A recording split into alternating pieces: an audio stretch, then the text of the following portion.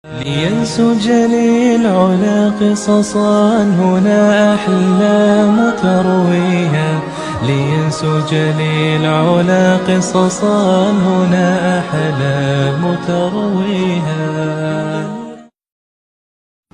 Baik. Sudah 11 bulan saya nggak punya kerjaan tetap. Nafkah yang saya berikan ke istri sangat minim sekali. Keluarga istri meminta saya untuk pisah. Akhir-akhir ini istri juga sudah tidak tahan. Istri saya bekerja. Sebenarnya kami masih saling menyayangi. Istri saya masih cinta sama saya. Ustadz, gimana saya menyikapi masalah ini? Apa saya ikuti maunya istri dan keluarga? Saat ini istri saya lagi didekati pria lain yang lebih mapan dan kaya. Salahkah saya kalau memukul pria tersebut? Karena pria itu telah mengambil kesempatan dalam kesempitan rumah tangga kami. Ustadz minta amalan atau wirid untuk melapangkan rezeki. Ini ada hubungannya sama tema nggak ini? Hah? Jawab atau enggak? Kasihan. Ya udahlah, karena malam terakhir ya.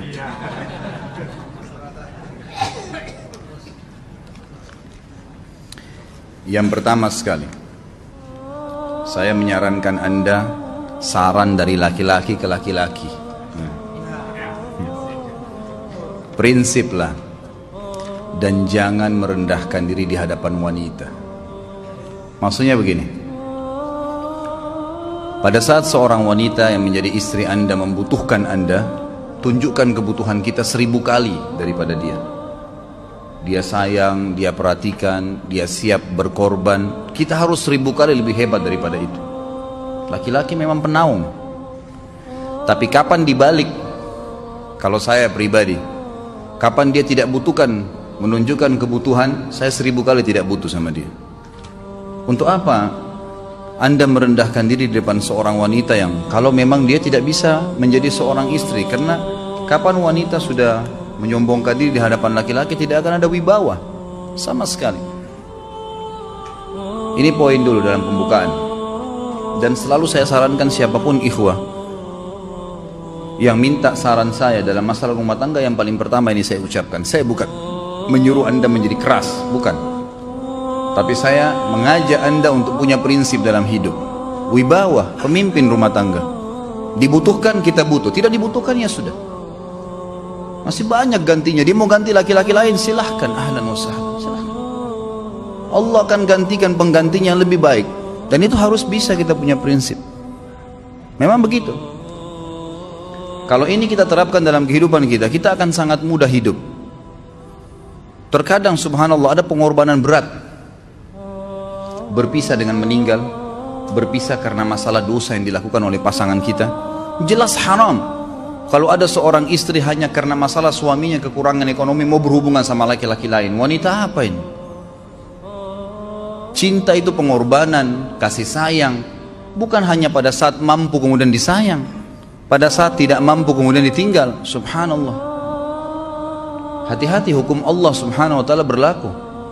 Akhwat, yang jadi istri, ikhwah, yang jadi suami, harus tahu pasangan kita itu punya Tuhan sebagaimana kita punya Tuhan yang sama. Dan Allah itu maha adil. Memang dalam kehidupan kita ada naik turunnya. Dan makna cinta adalah pengorbanan. Itu sebenarnya. Kalau hanya kita kantongnya lagi penuh kemudian disuka sama istri, pada saat lagi tipis, lagi masalah kemudian dia mau berhubungan sama laki-laki lain, na'udzubillah min dzalik. Wanita apa ini? Kalau saya tidak naungin. Kalau saya nggak naungin. Kamu mau sama dia silahkan, ahlan sahlan, silahkan jalan. Kalau saya, istri saya sangat tahu prinsip saya. Kalau kamu merasa ada laki-laki lain yang kamu anggap baik, atau kamu mau ingin memasukkan pendapat keluargamu dalam rumah tangga saya sehingga kedudukan saya sebagai suami tidak didengar lagi, silahkan pilih keluarga kamu. Tidak ada masalah. Jadi jangan jadikan sebagai beban. Oh, nanti kalau pisah saya hidupnya bagaimana? Saya melarat.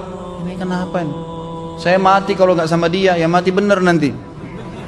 Gila kalau nggak nikah sama dia, gila kalau siapa ini? Ini kenapa ini? Keluar dari bingkai hidup itu.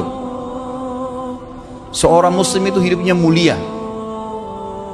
Dia dihormatin, dia menghormatin. Dia dihina, tinggalkan. Allah SWT tidak menyuruh kita menghinakan diri, tidak boleh. Kalau wanita ini misalnya, istri ini yang dikatakan tadi masih mencintai suaminya, dia hanya sekedar minta kerja, ya, garis bawahi kalimat ini ya, dia hanya sekedar minta kerja untuk membantu nafkah rumah tangga, ahlan wa sahlan, jempol, nggak masalah, bagus itu. Sampai suaminya mapan, itu baik. Tapi dalam kondisi masih status istri punya hubungan sama laki-laki lain, naudzubillah min dzalik. Mana ghirah, mana kecemburuan positif yang telah Allah pelihara dalam diri kita, nggak boleh. Pada saat seorang sahabat pulang ke rumahnya mendapatkan istrinya selingkuh dengan laki-laki lain, tidak disebutkan apakah berhubungan biologis atau tidak, tapi yang jelas sahabat ini sampai kaget, masuk ke rumahnya temukan ada laki-laki lain. Dia bingung mau lakukan apa. Dia pergi ke Nabi SAW lalu berkata, ya Rasulullah, saya pulang rumah istri saya lagi sama laki-laki lain. Maksudnya dia pandu saya harus buat apa nih? Apa yang terjadi? Subhanallah, Sa'ad radhiyallahu anhu, sahabat Nabi mulia, menghenuskan pedang mengatakan, ya Rasulullah, kalau terjadi pada rumah tangga saya akan penggal dua-duanya. Dua-duanya saya penggal nih. Tapi di sini ulama bilang saat ingin menghukum kalau terjadi pada keluarganya dengan penggal ini, bukan maksudnya dia menghukum secara individu, maksudnya dia, saya ingin terapkan hukumnya Allah, dirajam, dibunuh karena mereka sudah menikah dan berzina. Hukum Allah terapkan, kemuliaan agama harus ada. Harus begitu. Seorang istri yang mau tinggal di bawah naungan kita sementara kita sudah berkorban di bawah terik matahari, sudah bekerja, sudah memilih dia dari sekian banyak wanita, kemudian dia mau berkorban, hormatin dia, junjung dia, lindungin dia, rangkul dia, gitu kan, bela dia, memang harus begitu. Tapi kalau masih dalam naungan, kemudian sedikit himpit masalah ekonomi lalu berhubungan sama laki-laki lain, naudzubillah, jangan dipertahankan, berbahaya sekali, gitu kan. Jangan Anda menjadi laki-laki lemah gitu. Saya kemarin ditelepon oleh dua orang sekaligus, subhanallah. Sahabat dekat telepon kepada saya, laki-laki. Ustadz, maaf mau ngomong sebentar. Baik, silahkan. Ustadz, saya ini, istri saya pulang ke rumah ke kampung ayahnya ibunya karena alasan mengurus ayah dan ibunya. Akhirnya saya sama anak-anak ditinggal di sini sendiri. Setiap kali saya panggil pulang, dia bilang, sudahlah saya nggak mau pulang. Kalau mau nikah lagi silahkan. Dia bahasakan begitu. Bagaimana sarannya Ustadz? Saya bilang nikah lagi. Dengan tegas saya bilang nikah lagi. Kalau tidak terbuka pintu fitnah. Perempuan itu kenapa harus pilih orang tuanya? Tidak boleh secara syar'i. Nggak boleh. Sudah menerima akad nikahnya seorang laki-laki, laki-laki itu yang dinomorsatukan di atas ayahnya, nggak ada alasan. Kalau suami izinkan boleh urus orang tua, kalau nggak diizinkan tidak boleh, nggak boleh. Bagaimana dia tinggalkan suaminya sama anaknya? Kaget itu saya katakan begitu. Iya, bahkan sekarang hukum poligami sudah wajib bagi Anda, nggak boleh, wajib sekarang. Ini ragu mau melangkah seakan-akan poligami itu dosa, padahal dia ditinggal oleh istrinya. Bagaimana bisa ini? Ada laki-laki seperti ini nggak punya prinsip, harus melangkah. Dia sudah dapat jawaban saya, dikasih ini Ustadz, teman saya juga mau bicara, masalahnya sama lagi. Ustadz, istri saya tinggalkan saya Ustadz, kayak mau menangis. Sebentar, jangan pakai nangis laki-laki. Apa ini cengeng? Ditinggal wanita nangis, subhanallah. Orang nangis itu ditinggal meninggal Rasulullah SAW, ketinggalan sholat subuh berjamaah, itu nangis. Nggak jadi jihad, nah itu nangis. Ditinggal perempuan nangis, la ilaha illallah. Allah ciptakan perempuan lebih banyak daripada laki-laki. Ini bukan menurunkan martabat perempuan ya. Artinya harus seorang pemimpin itu punya wibawa. Nggak bisa, kalau nggak akan dianggap remeh nanti. Istri itu dinaungin, dilindungin, dididik, diberikan haknya ia. Berikan berlipat-lipat penghormatan sebagaimana dia berikan satu penghormatan, nggak apa-apa. Tapi jangan sampai menginjak martabat seorang pemimpin, tidak boleh. Akhirnya saya sampai bilang sama dia, akhi, ambil keputusan.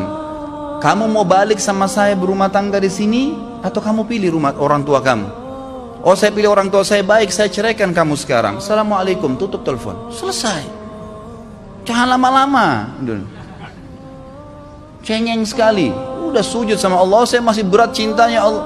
ia minta kepada Allah subhanahu wa ta'ala. Minta gampang dihilangkan dari hati. Sebagaimana dia datang dia bisa keluar, gampang itu. Subhanallah ya, jangan terlalu mencintai dunia berlebihan. Kalau saran saya, kalau istri anda ini tanya baik-baik, kalau kamu bekerja hanya karena mau bantu nafkah rumah tangga sekarang, ahlan wa sahlan, silahkan.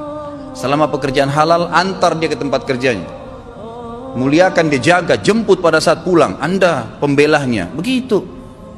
Tapi kalau berhubungan sama laki-laki, ada subhanallah suami depannya dia istrinya telepon laki-laki lain dan dia menerima itu.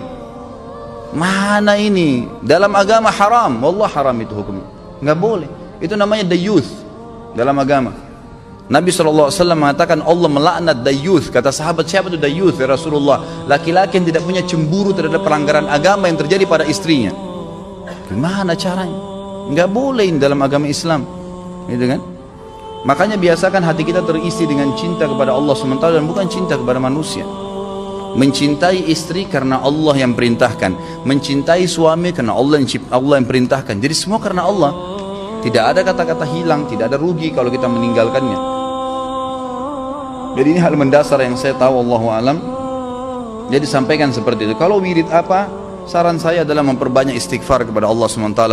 Gunakan momen musibah itu sebagai kesempatan untuk mendekatkan diri dengan Allah Subhanahu wa taala. Begitu ya.